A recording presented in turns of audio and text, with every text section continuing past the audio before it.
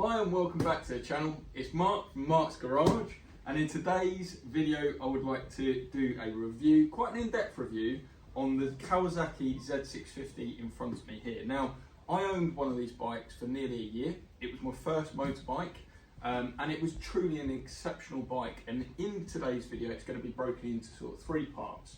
Firstly, I'm going to take you through the bits and pieces just here in the garage, what I know about the bike, some simple tricks with the screen and how to program it, and also just go through the ergonomics and bits and pieces like that. In the second part, we're going to be out on the road. We're going to talk to you about the usability of it on the road and just how it is to ride, how it feels, and bits and pieces like that. And thirdly, I'm just going to give you a summary as to would I buy one again, what I would look out for, would I buy new, would I buy used, and bits and pieces like that. So, firstly, in terms of the bike, ergonomically, I'm about 6 foot, maybe just over. It's one of the smaller bikes that you can get, but if you sort of have a look at how I sit on it, now you can get a higher seat for it, which probably I would do, but while you're getting used to riding the bike, it's not too bad. I'm certainly comfortable. This bag here does block me a little bit because I do like to put my bum back, but it kind of keeps you nice and held into the seat.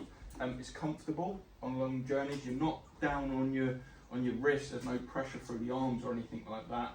You can tuck your legs right back, so it's a really, really sporty riding position.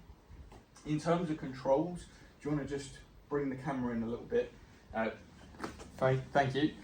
So in terms of controls, you've got adjustability on your brake, adjustability on your clutch. Also, in terms of functionality of the back brake and also clutch on the other side, they're in a nice position. They really are actually. They are adjustable as well. I've never had to adjust them, but if you want to raise them or lower them, change them a little bit. Again, just like the front, the back brake and the clutch, there is adjustability.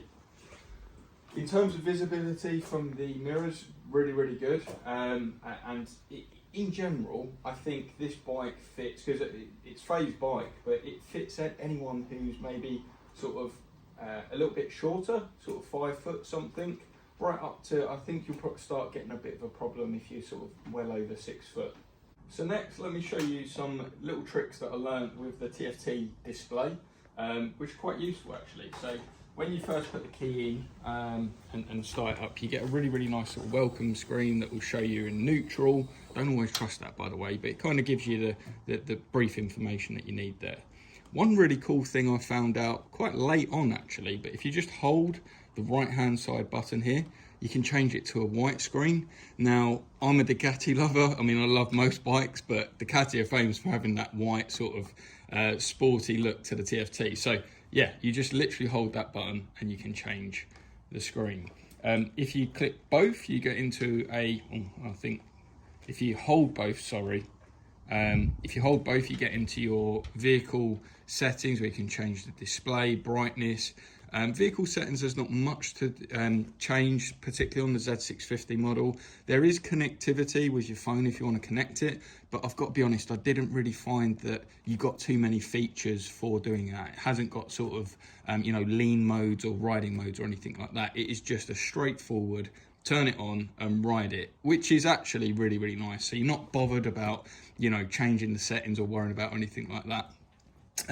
In terms of service, obviously you can change your units. We recently went abroad, which was really useful, so you can just go into there and change your miles per hour to kilometers an hour if you want to. And again, just to exit out of there, you just basically hold both of them and you're ready to rock and roll. So now we'll take it out on the road. I'll give you my opinion, riding it, show you a few features, and get ready to rock and roll. Alright guys, join me out on the road. So yeah, as you can see, we're in the village, and actually, speaking of that, stopping in like traffic and that, this bike is so easy to flat foot. I'm about 6 foot, but if you're a little bit shorter, you should have no problems whatsoever.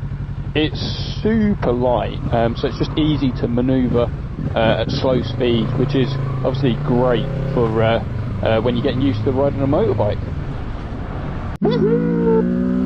And this thing moves when you When you push this thing around, it really does move. It's fast, it's nimble, it's light, it's agile, it's everything you want from a do-it-all to bike. It's spot on. I absolutely love it. It's a fantastic machine. When overtaking, there's plenty of power. Just going to crack this open here, and yeah, it just really responds. As soon as you twist that throttle, it's just there. You can see.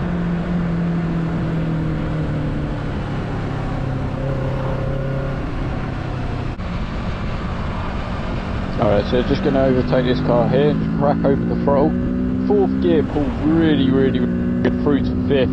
It's fantastic. It really is. It's got enough grunt to have plenty of fun on it.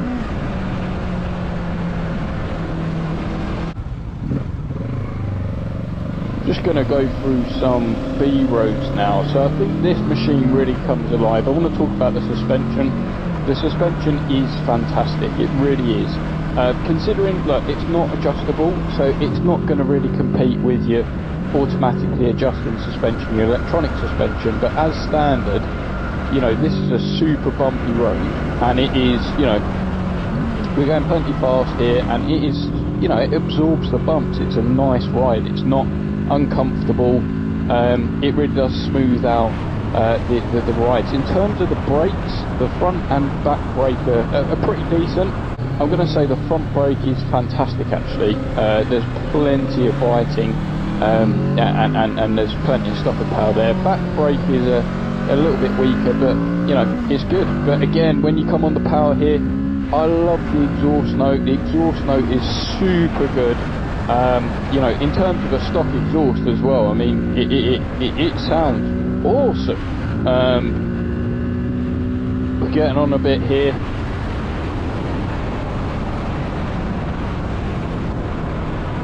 Yeah, that is an awesome bike. Awesome. So just coming through a village here. As I say, like, village riding is really good on this thing.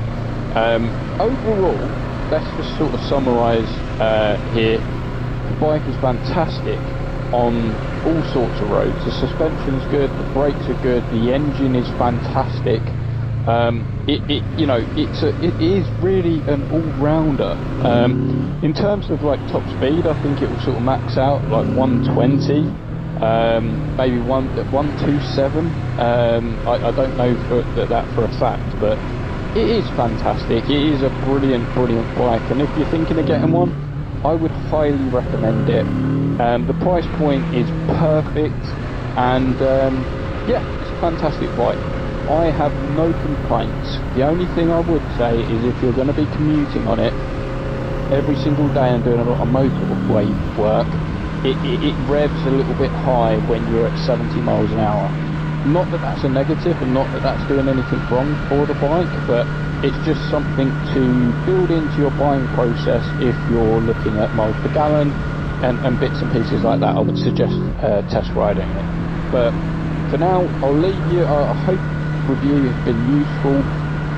Maybe if there's any other things that you'd want me to go into on the bike, please let me know in the comments. Other than that, I hope it's been useful. It's only my opinion, I must say that, so, and by no means am I an expert or anything like that, so please make your own informed, do your own research, and make sure that you're happy with your decision if you choose to purchase this bike. Other than that, please subscribe if it's been helpful, give us a thumbs up, and hope to see you in the next one.